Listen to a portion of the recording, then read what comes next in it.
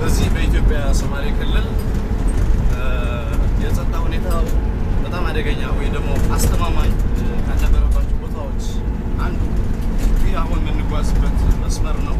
የአካባቢው ነዋሪዎች እንዲሁም ስለ አካባቢው ብዙ ነገር የሚያውቁ አካላት እንደገለጹልኝ ከጥቂት ዓመታት በፊት እዚህ መንገድ ላይ በዚህ መልኩ መጓዝ አይቻልም ነበር።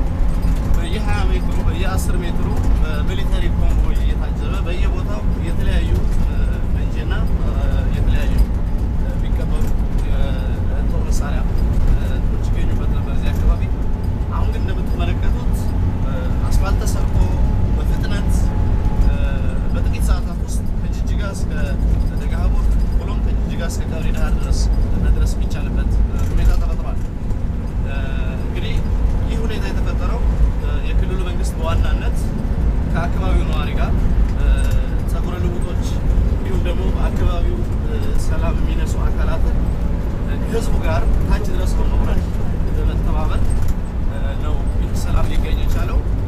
እጅግ በጣም አስደንጋጭ ነው። የዚህ አካባቢ ነዋሪዎች ከዓመታት በፊት የነበረው ሁኔታ ሲገልጹ በዚህ መልኩ መጓዝ አይቻልም ነበር። እዚህ ቦታ ላይ በጣም የበርካታ ሰዎች ህይወት የቀጠፈ እንዲሁም ክልሉ